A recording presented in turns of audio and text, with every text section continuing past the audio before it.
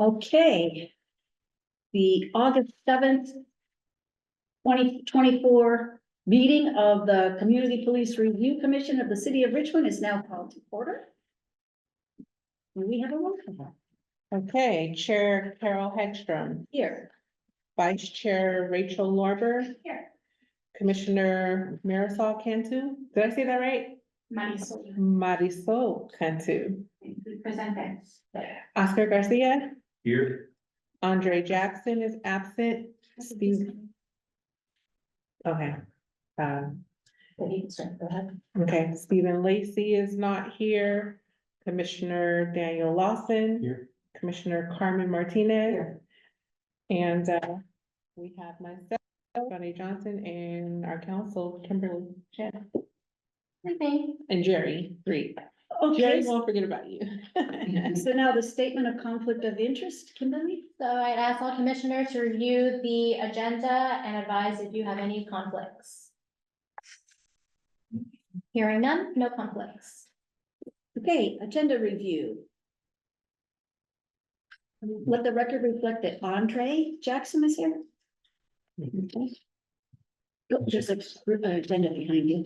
Can you get it?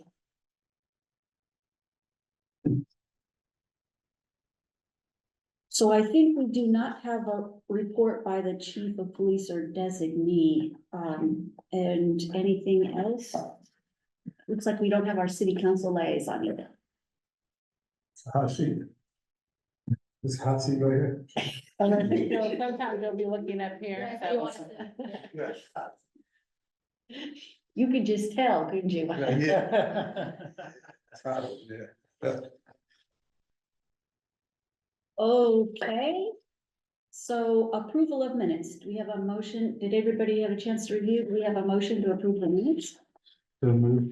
We have a second. I'll second. All in favor? Aye. Any abstentions? Yes, Marisol Cantu. I also abstain because I wasn't here. Okay. Any nays? Okay, the motion passes with 4.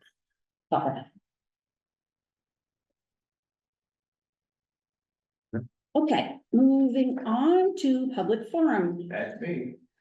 Okay, Cordell, you want to go first? Sure. So good evening, Wait, you Chair. have 3 minutes, right? Right. Go ahead. So good evening, Chair Hegstrom, Commissioners. I am Cordell Hamlin. I have some wonderful news to share with you all. But first, I would like to welcome Marisol Cantu to this commission. And I was at the last council meeting when I heard the appointment, so that's what I was gonna tell you all. I said tentatively scheduled for next month's agenda. There will be some appointments coming forward, and I will save my other comments for when we get down to the Juneteenth matter later in the agenda. So that's one. Then also, let me reiterate my comments. So everyone is invited to the Contra Costa Mayor's Caucus on October the 3rd at 6:30. It's hosted by the City of Richmond, and they're still finalizing the venue. So I will bring more information by next month, and then let's see what else. I guess the other comments I said, I'm gonna save my comments for the written report by the chief of police, the Juneteenth, recap, and the recruitment flyer update and the presentation. So I'll just save my comments for when we get to those items. That's it.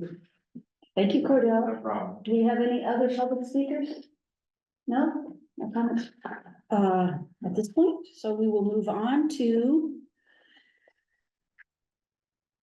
No, not seeing the city council liaison or the chief of police or designee, we'll move on to the Police Officers Association, and that must be you. No? No. No, Oh, you're for the RPOA. no, okay. You're, okay. He replaced Eddie Aubrey and the. Oh, that's right, we met you last week, I'm sorry. Couple months, that's correct, all right, okay. Well, thank you for showing up in person, I appreciate that. Okay, so we don't have any of these reports. So we go down to number 10. Jerry, report of our confidential investigative and appeals officer, Jerry. Carol, Finch. just before we move on, any public comment on any of those reports? Yeah, Cordell? so, that's I'm gonna make my comments regarding the, chief of police's report, so let me reiterate my comments from last month, so. I have called the police on 2 occasions to report, individuals that have been hanging out in front of 7-Eleven. I did exactly how Sergeant Moody, described. I described what they look like, what they were wearing, all of that stuff, and it's gonna be a concern because myself, every time I go near a business, I always get hit up for money, and it has gotten worse along that 23rd Street corridor. That's one, that's number two is, kind of related to that. I have spoken with some of the businesses along that structure, and their main concern is that like people can continue to park their cars for more than 2 hours for more than 2 hours, and that affects their business. So people like myself cannot even go into a business without seeing a car being there for more than 2 hours. So I do appreciate traffic and parking enforcement coming around there, but that's not enough. That's not enough for the safety of not only for the customers, but for the businesses too. And then number three is, let's see, the thing that I was gonna mention to Chief French last time is like people doing donuts, especially like, cause it's like, people be driving so fast that they're speeding like towards my house, and it's like, it's gotten worse because I've seen people almost got hit in a blink. So I'm like, I'm just hoping that we have more traffic division coming back. And, cause that would make me feel very happy to see the traffic division coming back, and I'll just leave it at that. Thank you, Cordell. problem. Any other public comments? Where the donuts happening? They be having cause I live on 45th and Wall, and they be going down along Wall Avenue. Wow. So a report just came in from Ben, the Okay, RPOA. is he here? It's a written report. All right, do you want to read it? So, Ben Terrell says, I am submitting this written report due to the recent events surrounding National Night Out and the homicide that occurred last night. These significant events have impacted our regular operations and reporting schedule. I would like to highlight that the Police Officers Association, POA, made a generous donation of $300 for face painting activities during National Night Out in Parchester Village. This contribution was well received and contributed to the success of the event. Despite these positive efforts, we continue to face challenges with recruiting new members. The current strategies and outreach programs have yielded results, but not at the level we need. We are actively seeking new approaches to improve our recruitment efforts. Please let me know if you require any additional information or if there are specific areas you would like us to address further. Okay, thank you. Do we have any comments on Ben Terrio's report? I guess we can't ask him any questions. All right, then, moving on. Now, do we get Jerry, confidential investigative and appeals officer? Good evening, commissioners. There are currently 8 investigations pending with the commission that have not been completed. Unfortunately, I contracted the latest version of COVID in mid-June and was sick for a few weeks with that. And I've been slowly recovering. I have some lingering effects on my ability to work, but I'm now returned to work with the Richmond cases and have been working on the McDonald officer involved shooting, and hope to have that report for you next meeting at the closed session. There will be 7 other complaints left after that one. We have the one that continues to be on hold because of the active murder investigation. There are, let's see, 1, 2, 3, 4 complaints that all involve complaints of racial discrimination and excessive force. The latest one, which just came in this week. And let's see, I believe that is what they all involve. And I'm happy to answer any questions if you may have them. Do you have any questions for Jerry? No, just a comment. Hope you feel better soon, Jerry. Thank you, appreciate it.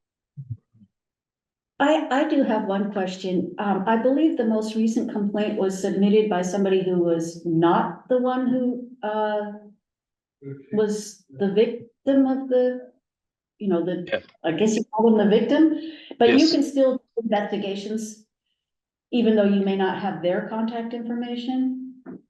I believe that you mean the person who was the victim's contact information. So my plan would be to reach out to the person who filed the complaint and ask for contact information of the victim, see if they have it. And if they don't, then the police department may be in the reports if there are any. So I'll do my best to find it and reach out to them. Okay, And sometimes the information I've received also is out of date by the time I get to it, and I've been able to find it through further investigation online. thank you. Yeah. Okay, sounds good. All right, nobody else has any questions for Jerry? Okay, then we move on to old business.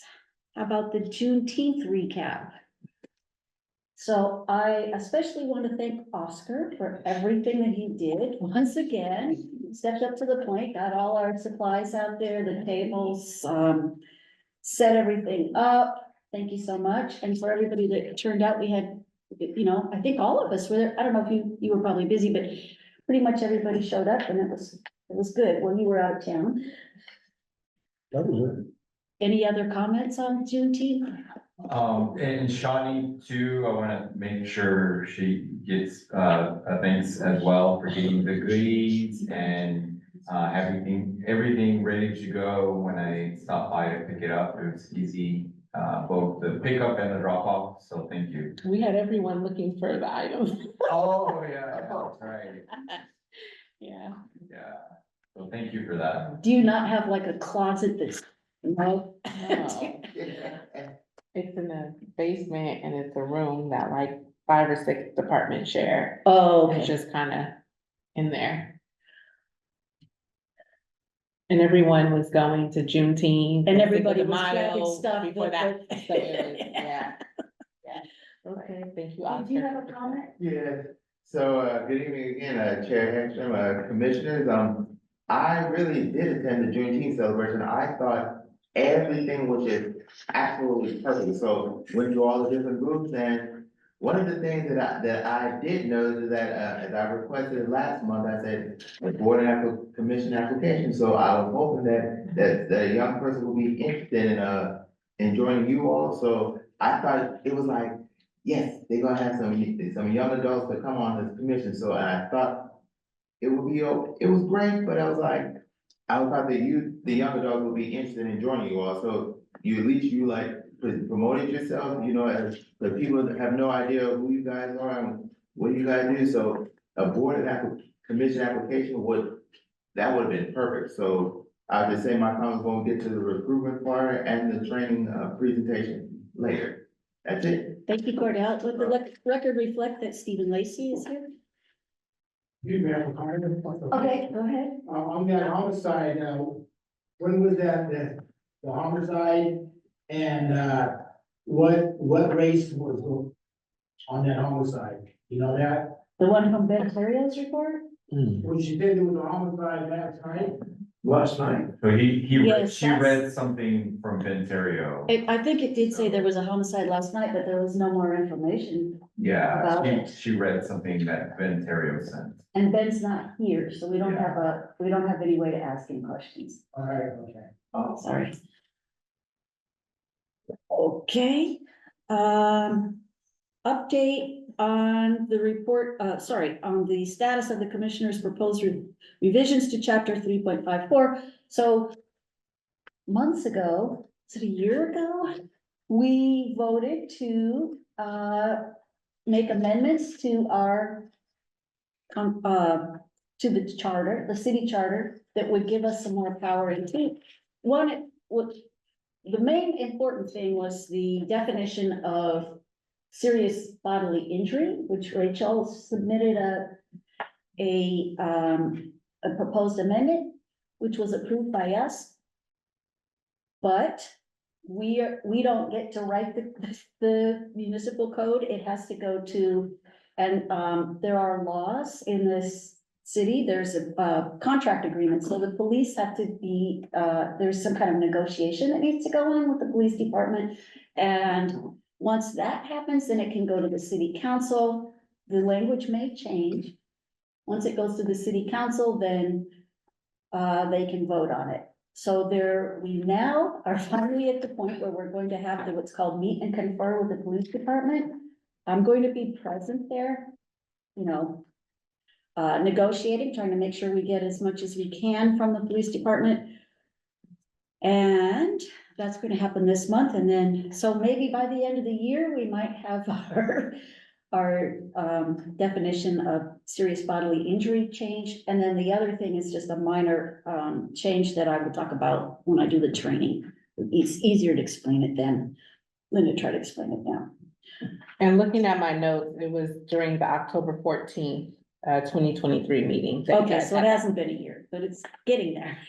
And then just to clarify, the meeting confer is with the police department, the union, not. The police union. department itself. It's with the RPOA. That's right. It's not the police department chief, it's the union. Go ahead. I just have a question. You mentioned it's gonna be by the end of this month. Do you have a set date yet, or it has been? We don't have a set date. A question. Yes. So Carol, is there, so I understand the RPOA is gonna be there and you're gonna be there representing the CPRC. Is there somebody there representing the city or is there some other? There is. Okay. So we have somebody from Human Resources will be there and a city attorney who deals with employment type things, because this is a contract with the RPOA that requires this negotiation. And then I think Just to clarify, there is a city labor negotiator. So the city has a labor negotiator supported by HR, supported by our office as well. They are in charge of representing the city in labor negotiations. So I'm going, Yes.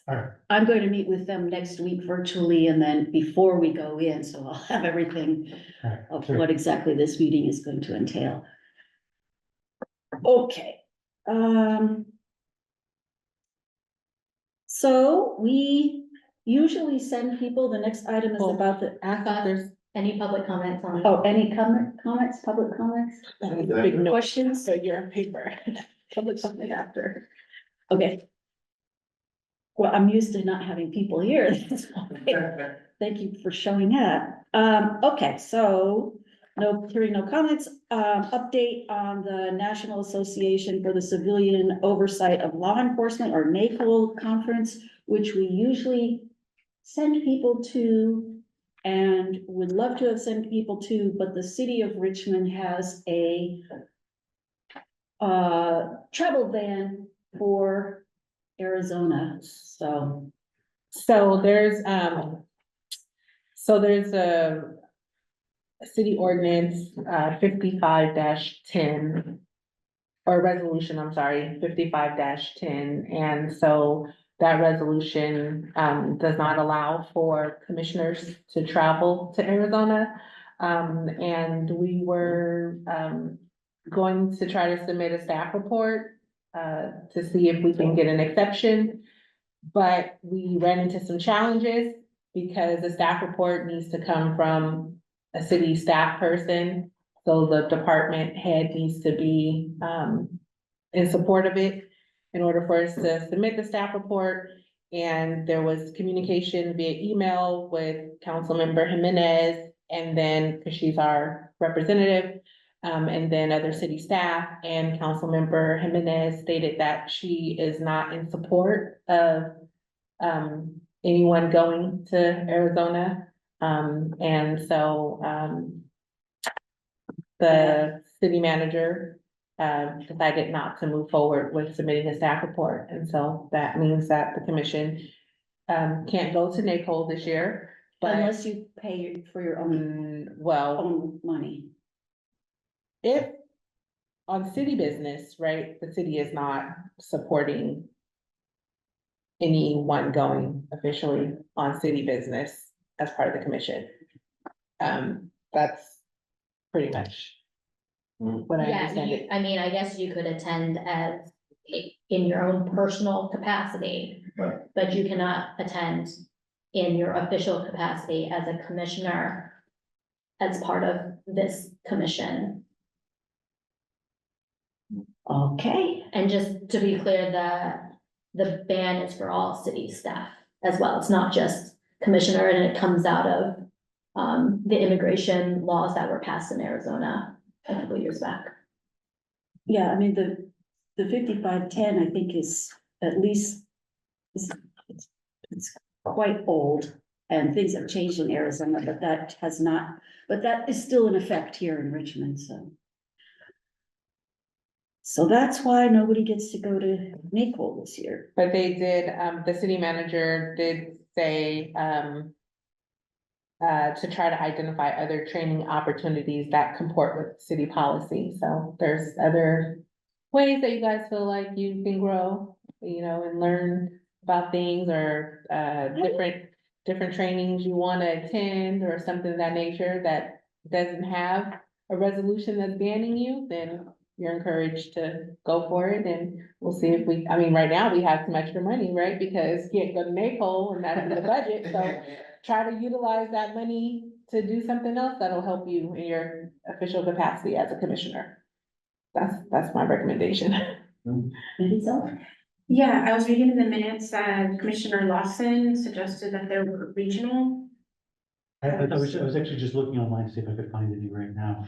But I know that I've seen in the past, like, you know, email advertisements for like regional meetings of NACOL in California.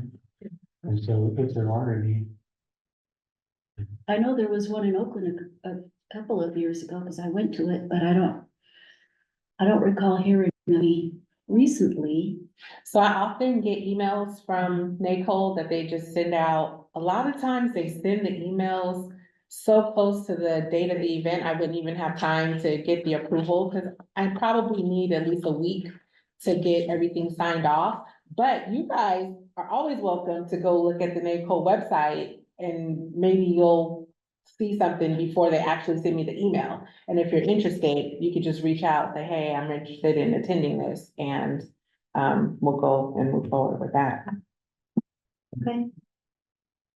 I thought I seen it first, go ahead. Yeah, so, I was looking at the, city of Richmond's, policy manual, and 55-010 says like, it's supposed to be travel outside of California, so I'm like, well, I guess Arizona is outside of California, so I'm like, I think this is an opportunity for the commissioners to attend this conference, because in the past, pre-COVID, that the commissioners would send somebody to attend these conferences, you know, as a source of, you know, a learning curve, you know, find out what these different, entities have done, like, you know, in other cities, so if Arizona is out of the question, there could be regional, places around California that the commissioners can attend to. They don't have to go to Arizona, they can, they're right here in California, so that's just my 2 cents. Okay. Did you have comments? Yeah, what's the reason for the ban? Is it political or they, but there have to be some type of reason why the city of Richmond is not letting these people go to Arizona. Okay, so I'm trying to see if I have, I don't have, 5510, but, a note that I had written to myself was that basically 5510, it's all about support for fair, just, and humane, comprehensive immigration reform. I'm not gonna read the entire 55, you want me to read 5510? No, I think Okay, so if you go to the website, it's basically saying, Basically, what happened is back in 2010, Arizona passed a very anti-immigration law where it allowed local and state law enforcement officers in Arizona to detain and arrest anyone who may be suspected of being in the United States without proper documentation. In response to that, the city council passed and along with a lot of states and local governments, passed travel bans to Arizona to protest the passage of that bill. And that's what resolution 5510 is. So, but one of the arguments that was brought forth when we were trying to get the exception was that since SB 1070, that's a state senate bill, it had not gone into effect. And the parts of the law that would allow them to arrest anyone, that part of the law didn't go into effect. So we were trying to get the exception based on the fact that SB 1070 wasn't fully implemented, but it's a lot more that has to go into getting this The resolution. resolution taken Yeah. away, but Well, there actually, is, Excuse under me. federal law, come to this country. I'm sorry, I'd like to, point of order. But anyway. You can't speak unless you're recognized by the chair, and I have my hand up. all right, go ahead, Dan. I would like to suggest that, we put on the agenda for our next meeting, discussion of alternative, training opportunities that commissioners can research and think about between now and then. And that we, close out this item.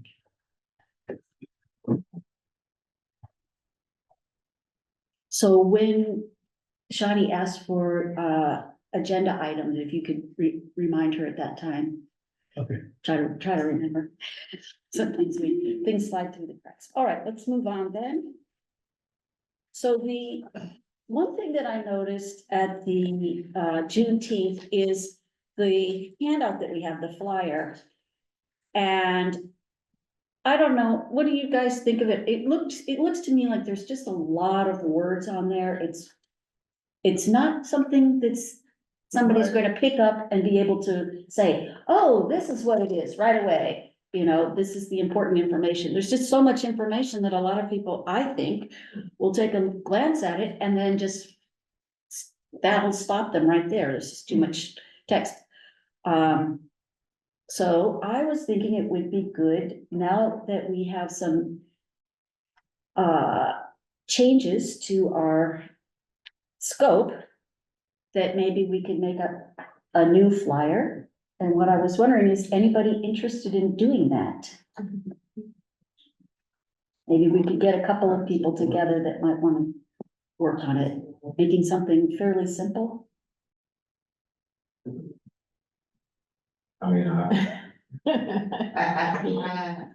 You could do it, Yeah, and I could help you. that's fine. Okay, so together we can get it sorted. Okay, great, thank you so much. Thank you. We might need someone who speaks Spanish to translate. I can translate. Boom. All right, there you go. perfect. So we'll have, yeah, we can figure it out later, how it's gonna work. That would be great. Thank you, Stephen. We have public comment on. There's public comment on the flyer. Yeah, so, I was thinking of the flyer, so you need a flyer that's something that's pop, something that like, that would grab people's attention, they'll just look at the brochure and they'll say, it's plain, but if you have something that's like, of interest, I mean, something that has a design on it, I guarantee you, they'll take one look at this flyer, and I'm like, whoa, this is really what pop, so I'm thinking that like, a pop in the logo would get people's attention, so a logo design would be perfect, so something with a little pop, so I like the idea of the three of the commissioners working together on this logo. I guarantee you, when people see this new logo, I guarantee you, it'll like open up opportunities for young adults to join this commission, so keep that in mind. Thank you, Cordell. No problem. Okay, so usually in August, we don't have a regular meeting. We have a retreat where we work on trainings and maybe the history of our CPRC and various things. So I put together a commissioner training. We have a number of new people. And I think most of the people on here haven't really had a training, even if you've been here for a while. So I thought this would be a good opportunity to go ahead and remedy that.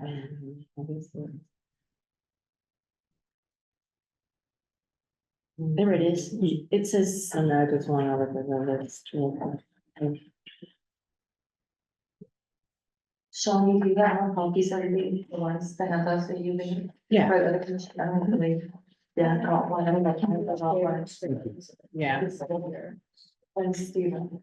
yes. Hold on. Do you have another one? Yeah, yep, just one. Mhm. All right, let's see, let's look at.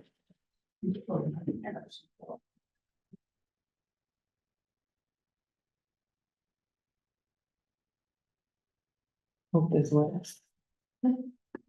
Street.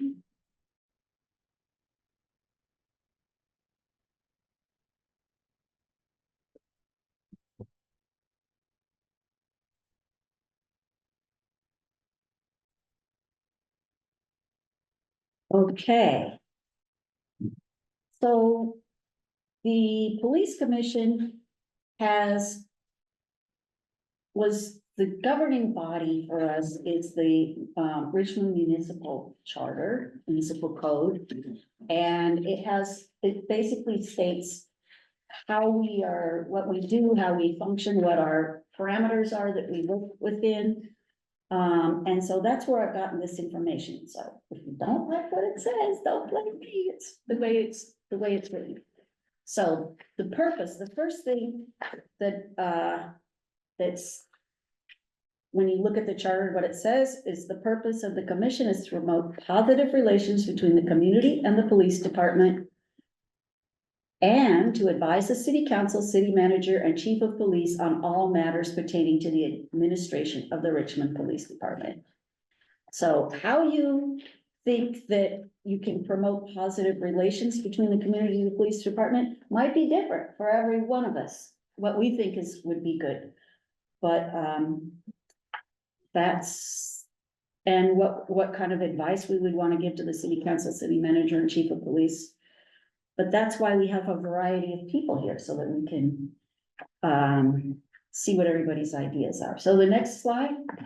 Our duties are to review and evaluate the policies, practices, and procedures contained in the Richmond Police Department Manual, and develop programs and strategies to promote positive police community relations, and make appropriate recommendations to the chief of police. So we can look at the police manual, and if we think that there's something that they have in there that's not good, we can recommend that it be changed.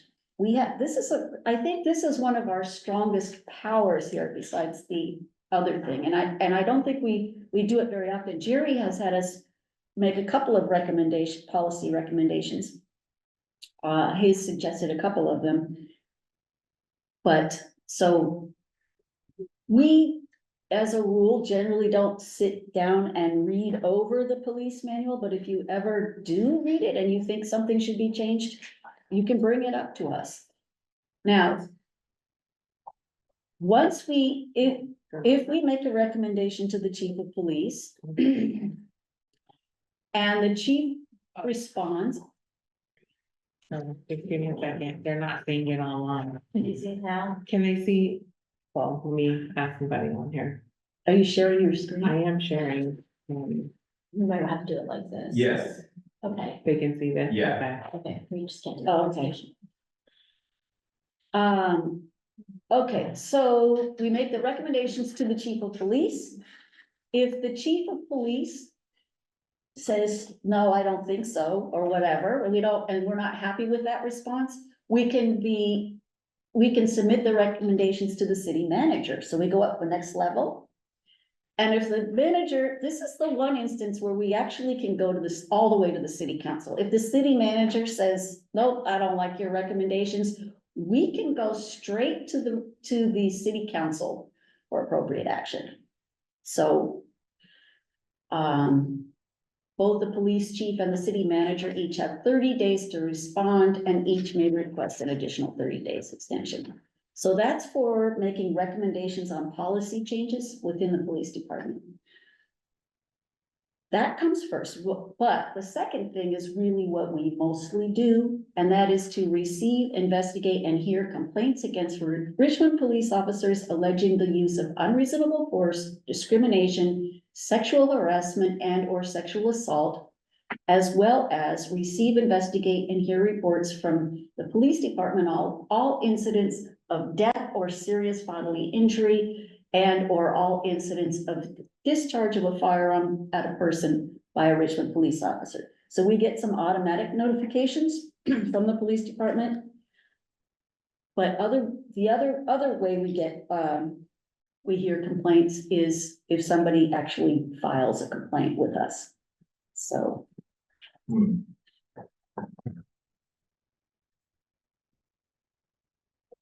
Any questions? I should be asking you guys if you have any questions, anyone. All right, so let's go into the complaints must be filed with the commission within 120 days of the alleged misconduct. And unless the complainant establishes that there's a reason that they couldn't do it sooner, or some kind of an excuse that we are satisfied with, some kind of excusable neglect or mistake, and we have done that on occasion. Next slide, please. So these are the automatic notifications. When in instances when death or serious bodily injury and or all instances of the discharge of a firearm at a person by a Richmond police officer occur, notification is sent by the Office of Professional Accountability, or OPA, of the police department to CPRC staff, who forward the notice to commissioners and our investigative officer. Can I ask a quick question to our new head of the OPA, if that is still in your radar? Absolutely. Okay. So you get all noticed when there are Yes. a gun is fired or, That falls within our office, if we have a duty to, on opiate side to, look into that as well. So, going back to what Eddie Audrey, obviously, Kimberly was here last time. I worked with Eddie for the last couple of years, so it's gonna be very similar. Notifications as it relates to death or an officer shooting a firearm, you're gonna be notified, pretty immediately. yeah, like before you hear it on the news, you will get, usually you'll get the report already. We're getting it right away.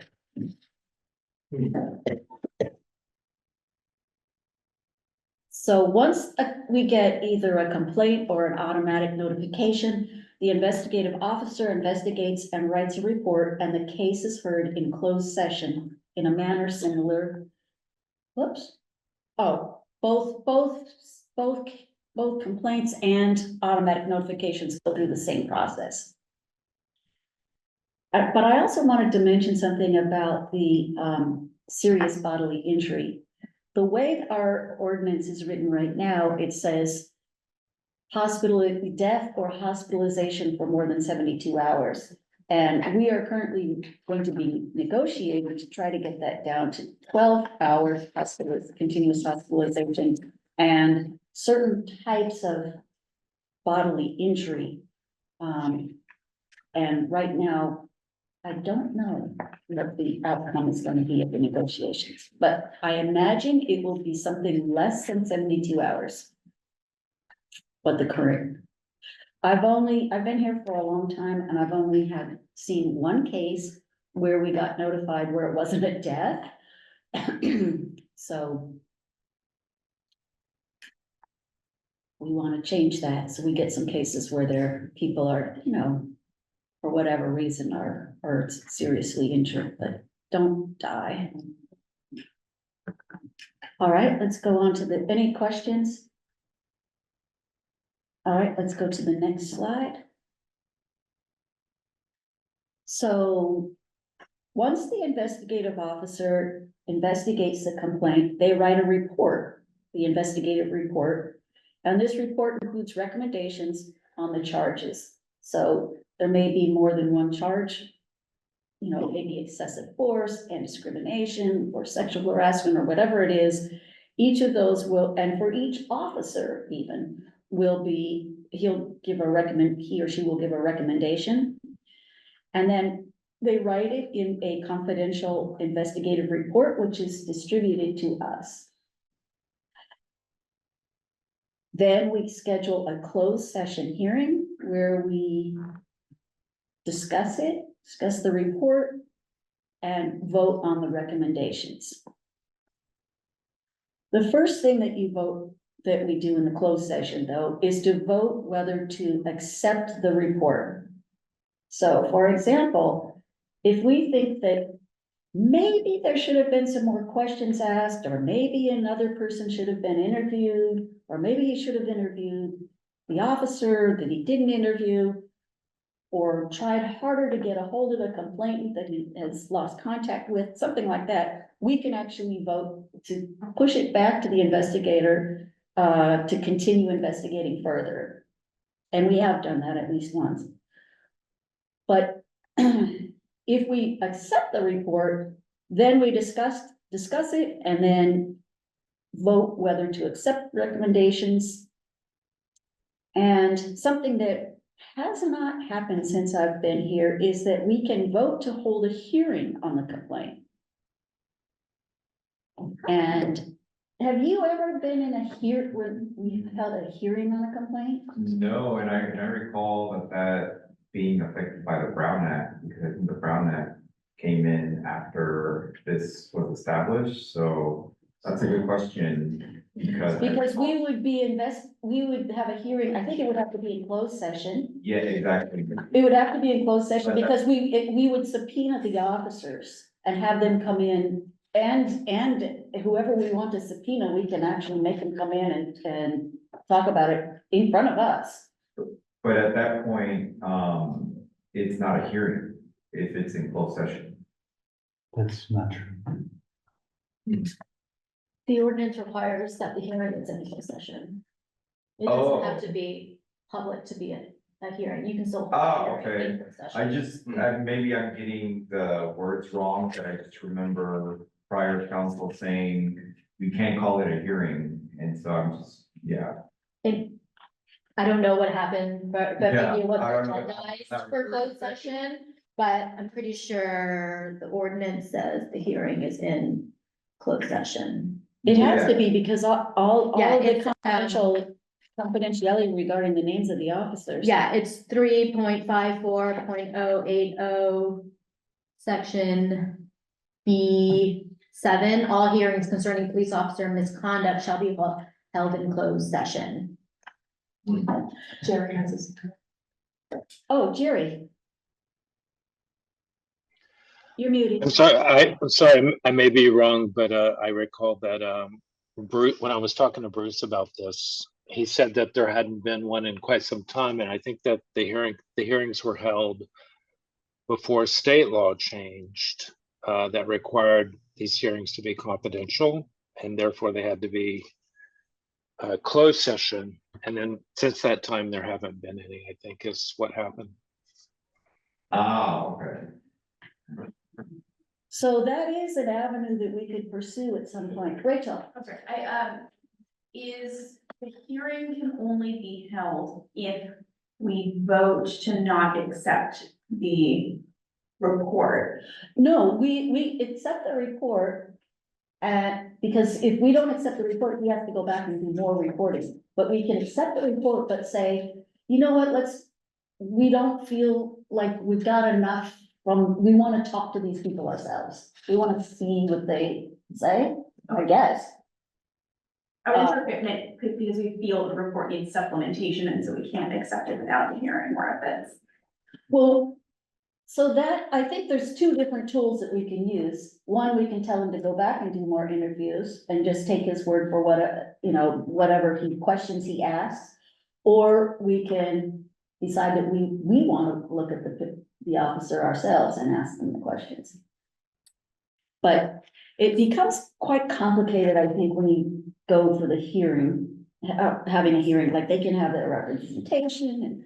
So just so you know, Richmond Municipal Code 3.54.080, section B5 says, upon receipt of the investigative officer's report, the commission may A, direct the investigative officer to investigate the complaint further, B, forward the commission's findings and recommendations concerning the complaint to the chief of police based on the investigative officer's report, or C, conduct a hearing on the complaint.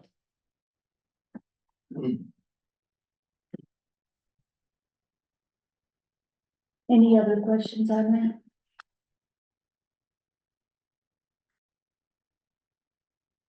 Okay, so. Can you go to the next slide? Okay. So once we get the complaint and we get the investigator's report, the commission must find, in order to sustain a complaint, we must find that the complainant has established the allegations of the complaint by clear and convincing evidence. Clear and convincing evidence is more than a preponderance of the evidence, but less than beyond a reasonable doubt.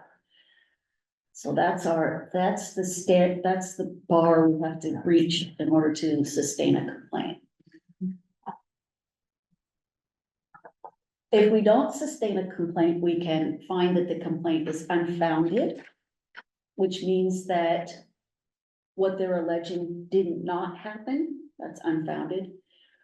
We can say that the officer is exonerated, which means that what they said happened, but it wasn't, they didn't, I don't know.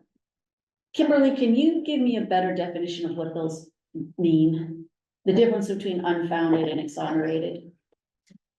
So maybe let's go back to the code. So Richmond Municipal Code, section 3.54, 080, subsection B. Let's see. Jerry might have that on the tip of his tongue. What would be the difference The between? disposition, well, 11 talk about subsection 11 talks about that the disposition can be sustained, not sustained, exonerated, or unfounded. So sustained, you guys have voted that before. That means that there is clear and convincing evidence that the complaint, that the facts that you've received substantiate the allegations of the complaint. Not sustained means there's clear and convincing evidence that that the allegations of the complaint are not founded. So there's not enough. Wait, there is sustained. not clear and convincing Not evidence. clear and convincing You don't evidence. reach the bar. That's what not sustained is. Exonerated, again, I would again consider that to be in the same realm as you're still not finding clear and convincing evidence to sustain the complaint. And then unfounded, again, you're not finding clear and convincing evidence. That's the basic burden is clear and convincing evidence to support the complaint. Jerry? Yeah, my understanding of the difference between exonerated and unfounded is that unfounded means there's not sufficient evidence to establish that the allegations occurred. And exonerated is that the alleged acts, the evidence shows that the alleged acts did occur, but they were consistent with policy and law.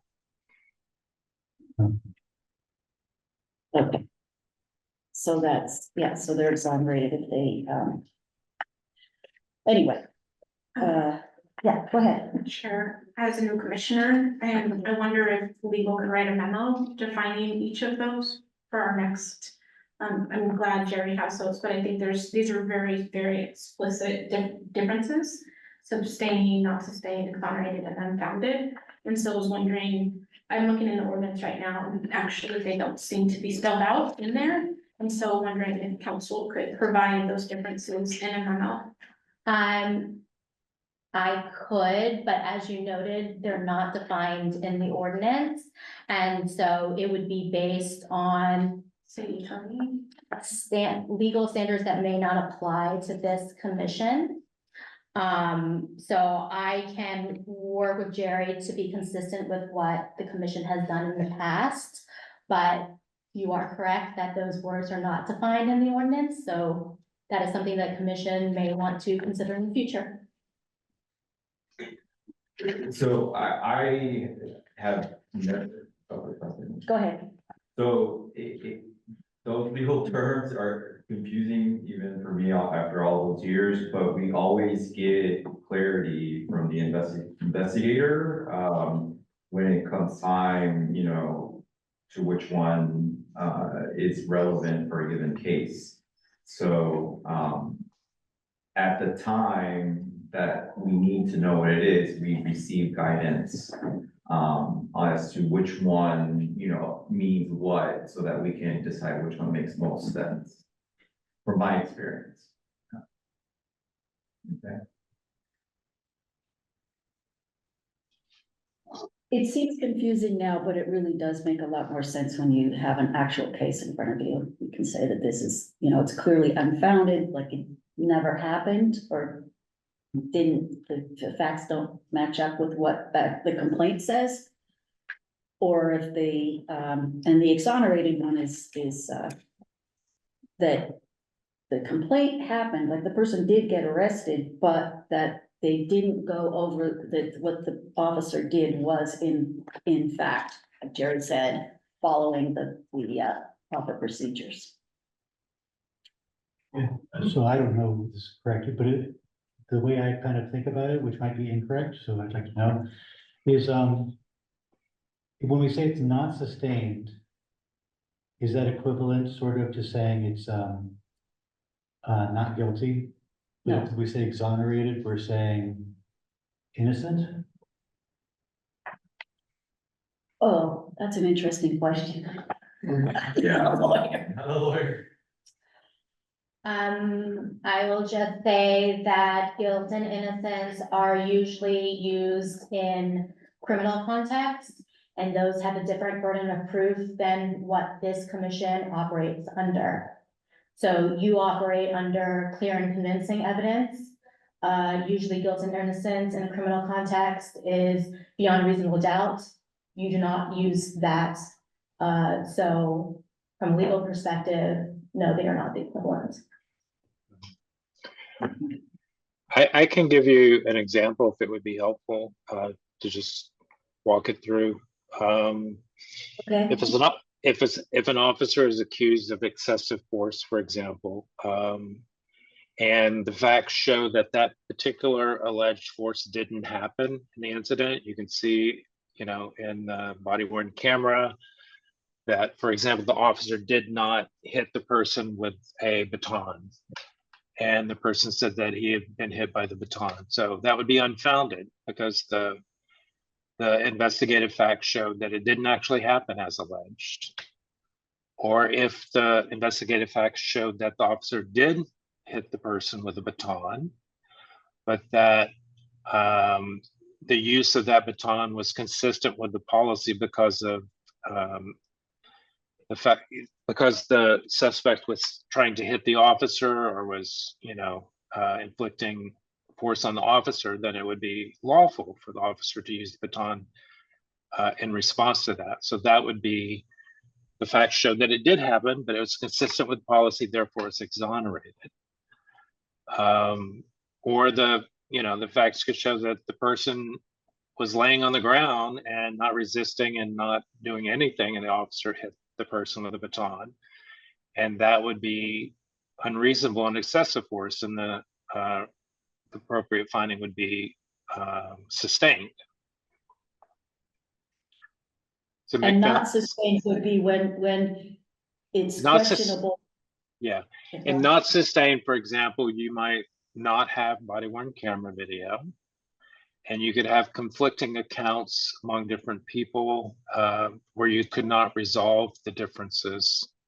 You know, those not sustained should be relatively rare cases because, you know, usually you can resolve it, but it's complicated by the commission's burden of proof to make a finding, which is clear and convincing evidence. So it's a higher burden of proof. It's not just 50% plus one. So you might get cases, the commission does sometimes get cases where it's not sustained because you can't meet that burden.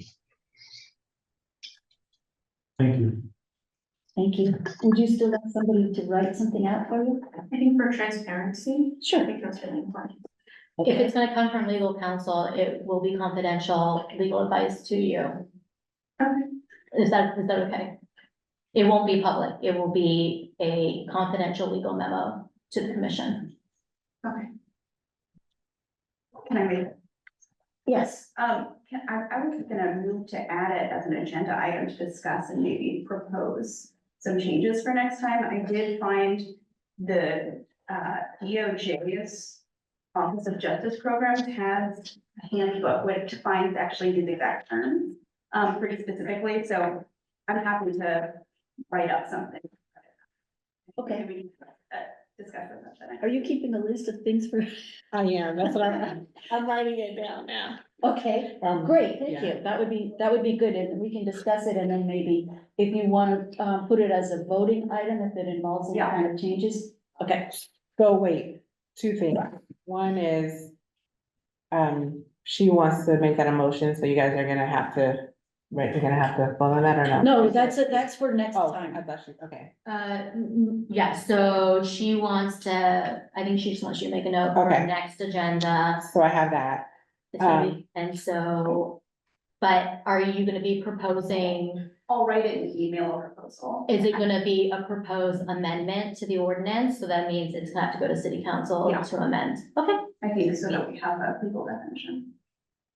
Okay, Okay, so then my other question is, do you still want something from legal, or do you wanna hold off until that next I meeting? think that could complement the next meeting. Okay, Okay, so you still want? yeah, Okay.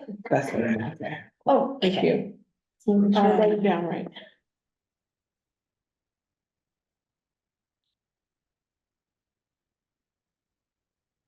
Okay, so based on the complaint, we may also vote to make recommendations to the chief based on the complaint. So instead of just saying, we may notice that there's something that happened that for whatever reason, we think should be different. That, you know, it may be completely within policy, but we think maybe this policy isn't so good. Look at what happened in this case, and we can make a recommendation to the chief that she will do whatever, we make our recommendation, so we can do that also. So after we have concluded our closed session, within 30 days, a letter is sent to the chief of police stating the findings and any recommendations by the commission. And the investigative report is included with that letter, so all of the information then goes to the chief. Within 30, okay. The chief, so it's different depending on whether we make a recommendation or just don't sustain a case or do sustain a case. So if we don't sustain a finding and we don't make any recommendations, the chief doesn't need to respond because there's nothing to respond to. We just say, we heard this case and here, we didn't sustain it. If the commission sustains a finding, the chief has 30 days to send a written response. If the chief agrees with our findings, she or he will take appropriate action. But if the chief disagrees, they will forward the complaint and investigative report to the city manager. So it goes up a level higher. And he or she also responds to us. And the chief must also respond to the complainant, letting them know the disposition of the case. So there's a lot of pieces here. If we make a recommendation based on the case, the chief has 30 days to respond. If she or he agrees with our recommendation, they will take the appropriate action. If they disagree, then the commission can decide to forward it to the city manager. So there's slight difference here. And I don't understand why that is, but that's the way our ordinance is written. The chief has an additional 30 days to respond. You want to go to the next page? So the ultimate decision goes to the city manager. They review the findings and recommendations of the commission along with other information submitted by the chief of police. After the review, the city manager shall prepare a written conclusion concerning the documentation presented. The city manager's written conclusions regarding the complaint shall be transmitted to the commission, the chief of police, and the involved officer within 30 days after receiving the information. The city manager will also notify the complainant. So that's something that hasn't been happening, and I don't think we've ever sent anything to the city manager, although there's at least one case that I can think of that should have gone to the city manager, but it didn't. And that was the P.D. Perez case. So the city manager then notifies everybody within 30 days, and the city manager may request an additional 30 days to review the case. So basically they have, within 60 days, we have to get a response. So that's how cases, complaints are handled. The other thing that we can do, and I think this has only happened once since I've been here, is receive and review appeals from the disposition by the Richmond Police Department of complaints against Richmond police officers not involving allegations of the use of unreasonable force or racially abusive behavior, and submit recommendations to the city manager and chief of police. So first thing, oh, sorry, did you skip ahead? Oh, you're on the right page. So the part that's in italics is something that we voted to change because it doesn't match what our current scope of cases that we can cover, and there's no reason for us not to hear those cases unless we've previously heard a complaint. So this is something that I have a feeling shouldn't be any problem, but we have to do the meet and confer with the RPOA, but it will be changed to not previously heard by the commission. And then, so basically, if something happens, and you're not happy with the way that something happened with a police officer's behavior or whatever, they arrested you for no reason, or they, did something, and you make a complaint against the police, it goes to the Office of Professional Accountability. They take a look at it, and then they make a decision. So if somebody's not happy with that decision, they can appeal that by sending the case to us. So that's called an appeal. So we hear appeals. So all appeals filed with the commission shall be in writing, signed by the appellant, and shall state the specific grounds of the appeal.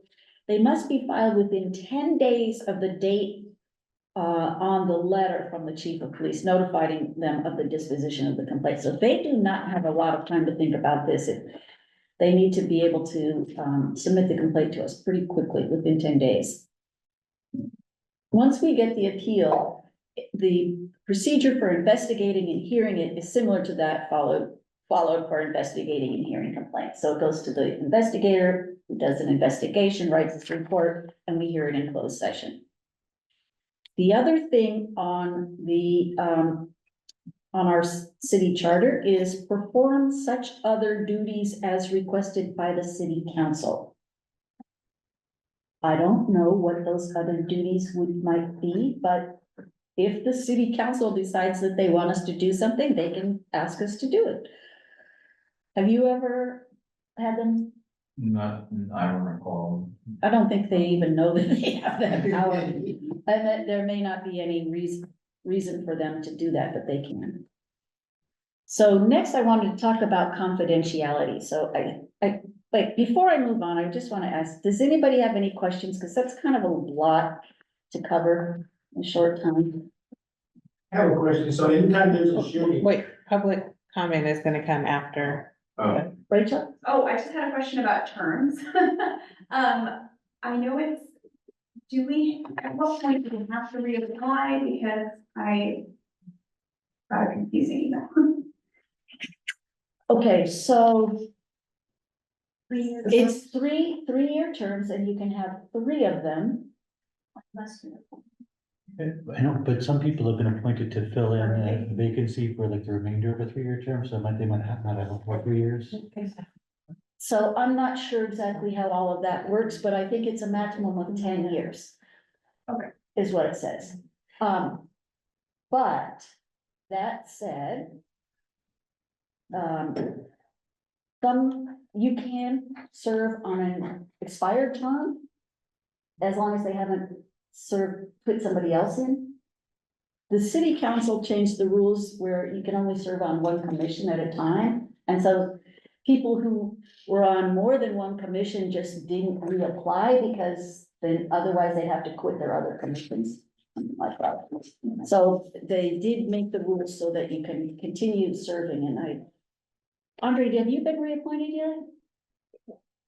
Send an information. Okay, so, yeah, so some of us are on expired terms right now. Go ahead, Dan. Yeah, and they are, like, when we were appointed and when our terms expired are all listed on the website. And Rachel, you might have gotten an email, because it looks like you must have been appointed to fill in the rest of the term of Donnell James. Jones. I'm sorry, Donnell Jones, sorry, excuse me, whose term was gonna end in November. So yours is ending in November, so you need to reapply if you want to continue past that date. Oh, okay, So did you get an email from the city clerk's office? yes. That's who I would say that you should, it probably came from Sabrina Lundy, but she's usually the one that is over the boards and commissions and with the terms. I would say reach out to the clerk's office, because they're the ones that send the emails with the terms, they publish everything to the website. I think they're gonna be the best folks to get it straight through. And just clarification, no member, so 3.54.040, no member shall serve more than 3 consecutive full terms.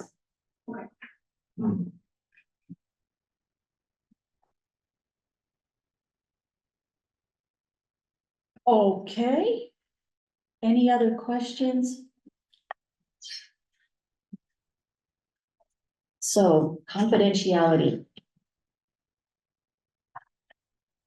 CPRC complaints, appeals, investigative reports, and any responses from the chief and city manager, as well as anything that happened in closed session are confidential, which means you can't talk about it to the public, or because of Brown Act violations, you can't talk about it to other commissioners. And Kimberly, I would like clarification that you can talk to 1 or 2 other commissioners, as long as it's not 3. You cannot, speak to, so you guys have. Yeah, so no more than 3 for you guys, because you have 7. Okay, but hearings, on the investigative report, can we talk about that with other commissioners? What do you, Because in the past, outside of a meeting?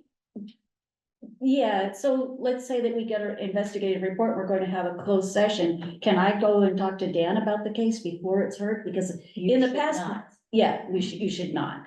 That's right. So you can't talk about the case to anybody until at the hearing, you can talk about it, but before that, And Dan? one thing I'm not 100% sure about, what is the appropriate protocol for how to, so we're getting confidential reports from our investigative officer. And so, once we've decided that case, and that case is, no longer gonna be before us, what is the best way to dispose of, or whatever, any electronic or hard copies of those reports?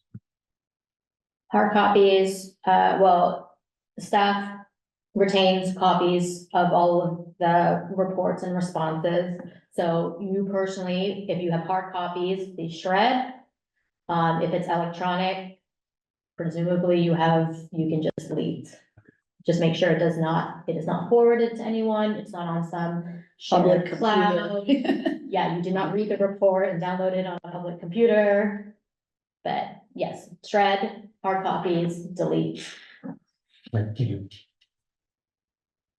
Any other? So I had a question, or, I may be jumping ahead, but in terms of confidentiality, what if I do forward, what happens to me in that instance? That's never been really clear, like, what is the repercussion from that?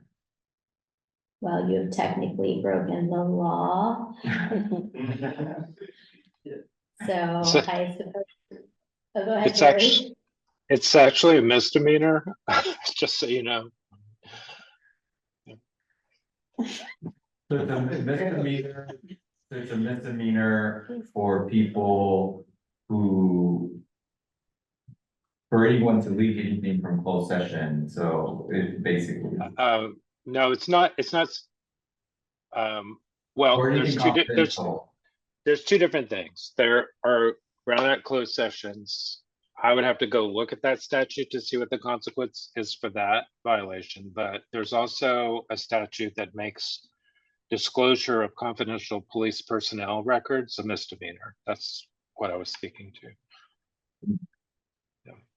Depending on the Brown Act, if you do violate the Brown Act, which means, for example, if you were to talk amongst each other, not in a closed session, not in a agendized meeting, it could invalidate any actions you take. Oh, okay. So that's why I am very strict with you guys on the Brown Act, because for example, if you do something in closed session, or if you take action, you vote, and it's been discovered that, let's say hypothetically, not saying this happens, but you guys, 5 of you talked beforehand, and then you guys all voted, and it comes out that you talked about an issue beforehand, it will invalidate your action. If someone were to find out. So that's the Brown Act violation. And I remember when we had, Suble as counsel, he stressed that whole serial.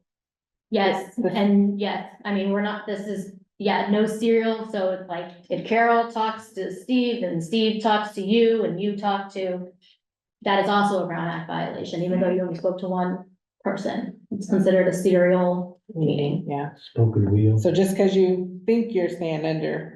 Serial, Oh, spoken we- real is. When you said cereal, I was thinking of the food. Cereal,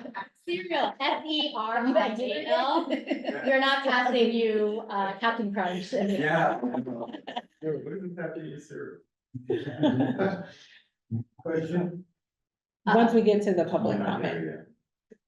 Okay, so, when I was first on the commission, I went to the NACO meeting and it was all about, one of the big things is accountability and transparency. And I thought, we don't have any accountability or transparency because everything's in, we don't have any, we can't talk about anything. So we changed the rules so that we can, release a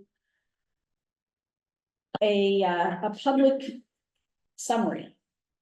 So now we have a public summary that is something that can be released, and it goes on our website. People can look at it, they can see how we voted, what the case was about. And they just don't get the names of the officers. That's the part that has to be confidential. So Kimberly, I was hoping, so there are a couple of things that control what we can do, and one of them is, of course, the city charter. One of them is the contracts, the labor contracts with the police department involving, you know, the police officers. And the other one is California law. So, and you'll see this sentence here several times in our ordinance, that complaints and appeals filed with the commission and the investigations and investigative reports of the investigative officer and the police commission, this is the part, shall comply with penal code sections 832.95 and 832.7 and California evidence code sections 1043 and 1046 as amended from time to time. And Kimberly, do you have anything to say about those? Because I wasn't prepared, you didn't ask me to prepare that, but generally the penal code sections relate to, again, investigations, and they're the ones that generally make those investigations confidential. And then I need to look at the evidence code. I think there's something called the Police Officers Bill of Rights that California has. The evidence code is the, governs disclosure of, police officer personnel records. So they're both, laws that relate to disclosure of, records relating to police officers. So those have changed and certain things can be released now, such as, I believe if the officer, anyway. We don't have to make those decisions about what can be released because it gets released if it's, the police department releases it, if it falls under the case where they can release it, right? If the city receives a PRA request, a Public Records Act request for anything, I'm just gonna talk about the commission, not the police Okay. department. If we do receive a Public Records Act request, relating to the work of the commission, it goes to the city attorney's office and we make a determination of whether to release the records if it's consistent with the Public Records Act request. just so you know, there are exemptions to the Public Records Act request, so just because someone asks for it, doesn't mean they necessarily get a copy of it.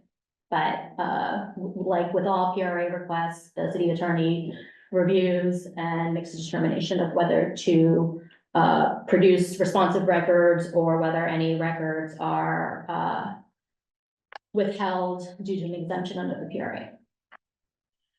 And that is why we ask people to get their, separate email account in case it's, somebody files a PRA and then they have to start releasing emails.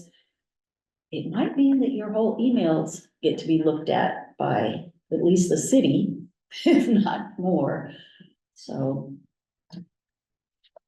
Okay, and then the other, okay, I guess that's it, and does anybody have any other questions? Do you think this was helpful? Yeah. Can that be shared as well? I can send that. And can this be sent as a digital copy? Yeah, they sure can.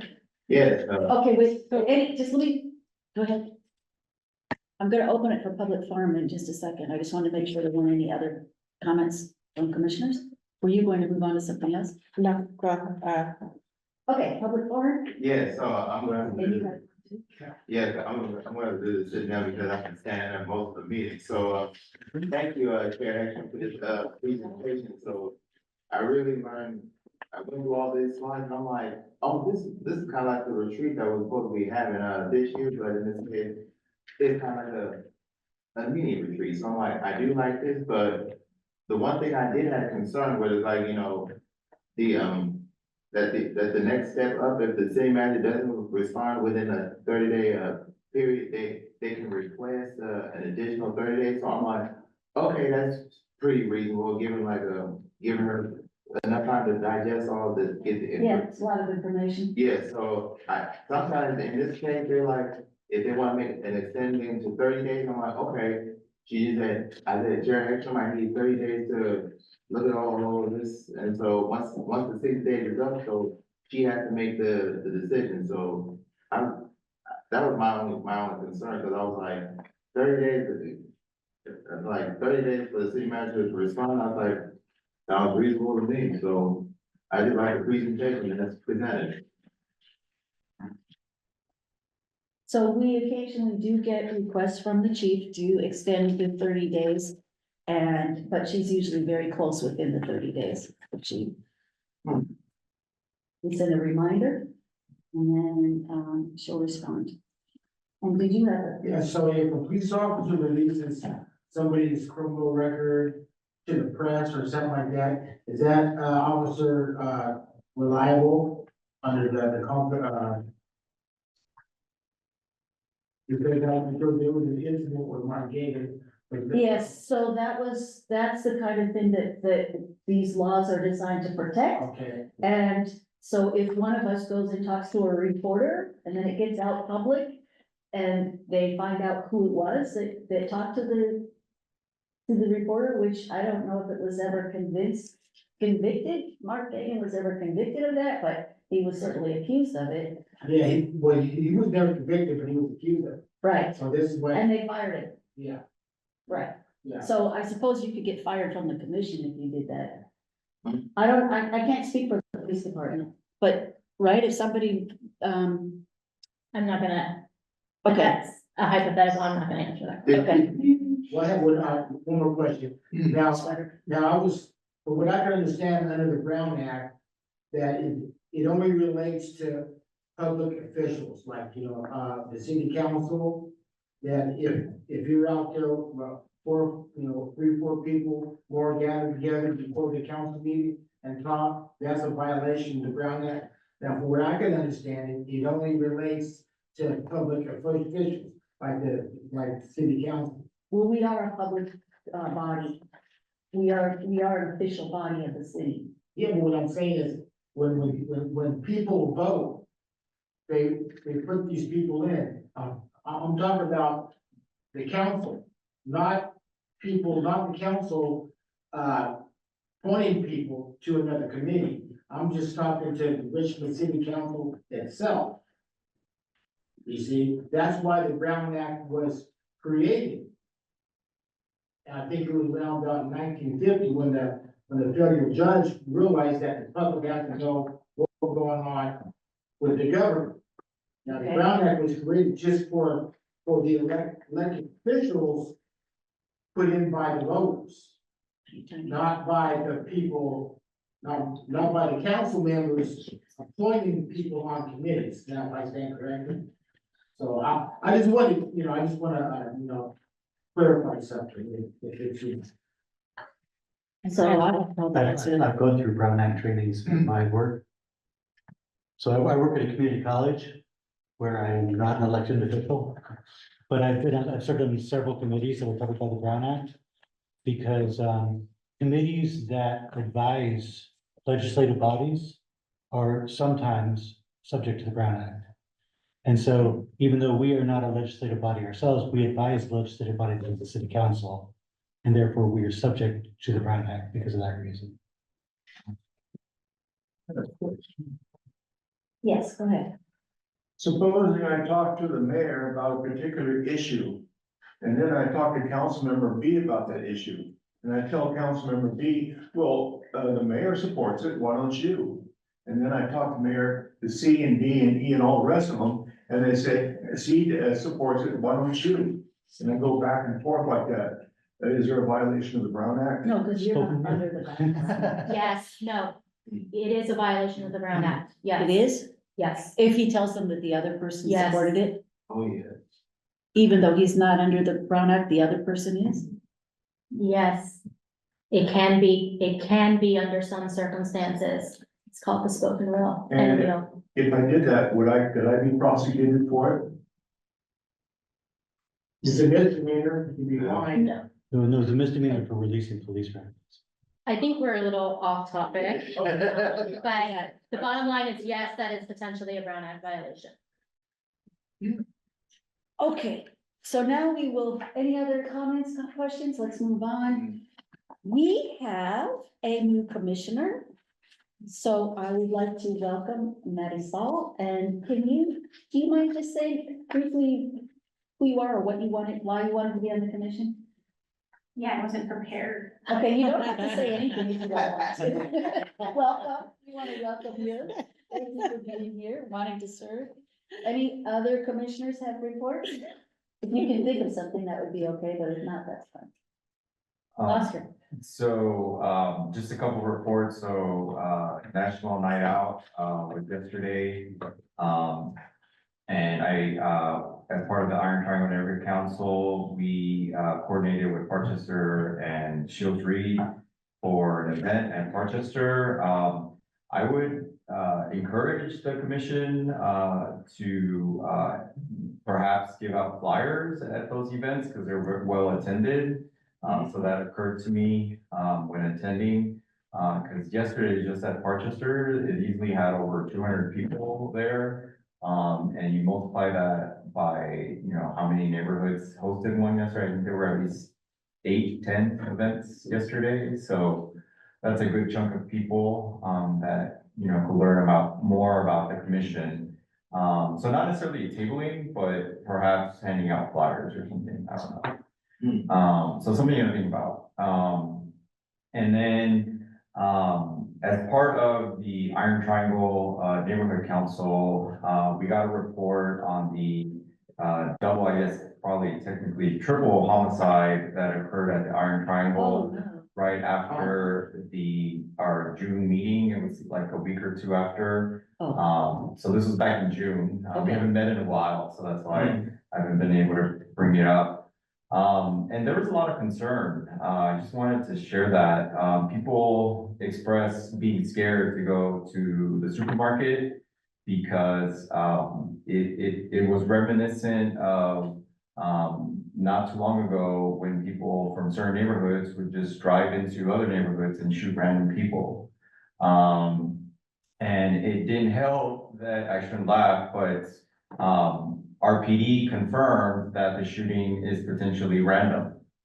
So that made people nervous that, we're back to these times where people are driving between neighborhoods and because of rivalries, just shooting random people. What got people even more scared is that RPD expressed that they don't have the resources to properly investigate that double homicide or triple homicide. And so there's a lot of concern, and now hearing, issues with recruiting, I just wanted to share that with the commission, that folks in the Iron Triangle are very, nervous and afraid to go outside, including myself.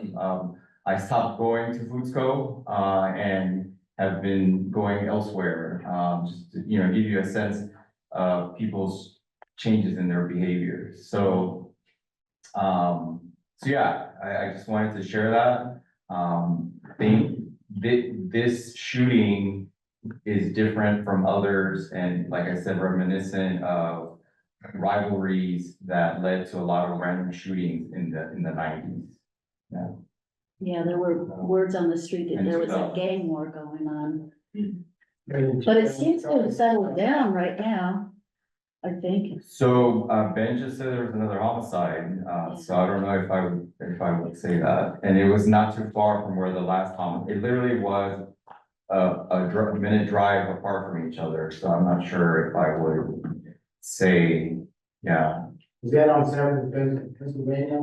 So the triple, yes, Yeah. Carolyn. yeah. Okay, yes, Well, when they're talking, you have to call point of order, like. get okay, every- point of order, you guys don't get to talk when somebody's talking. All right, Dan, did you have a comment? I had a question. I had not heard that the police had said that they don't have the resources to investigate this incident. What does that mean? That they're just like letting it drop? No, so, what they expressed to us is that they are looking into potentially who did it, but they are not able to increase patrols to adequately, help capture. Oh, so it's not that they don't have the resources to investigate. That's how it was framed, so I think it goes hand in hand. The patrols are part of the investigation, is what I understood. Oh, so they decided not to? No, they cannot do it. I think that would be a question to ask. the chief. Yeah, that's why I was disappointed that she wasn't here today, and I was hoping to ask the city council liaison about that as well, to see what the city council is doing about it. I think the chief mentioned at the last meeting that she wasn't gonna be here because she had other work related, Okay, obligations, so that's why she wasn't here. yeah. I know So, there yeah. was one more thing I wanted to say, but I can't remember, so.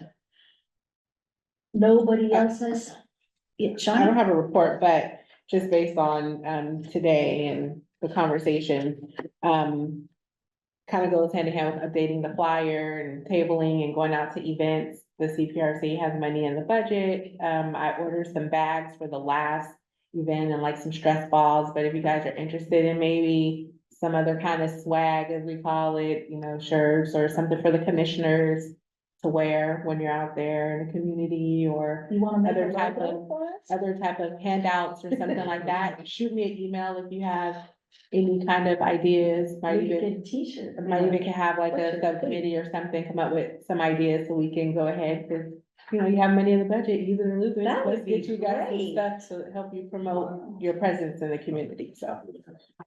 That would be fun. huh? Okay, Public comment? public comment, any public comment? All right, Well, we know for a fact that the city council reduced funds for the police. See, this is why they're not out there patrolling. And I expect them talking to Don Osley. He told me that the city council, reduced the police funding by 11%. So this is why they're not out there patrolling, because the city council are defunding the police. Just want to make a note on that, so the actually people know what's still going on. okay.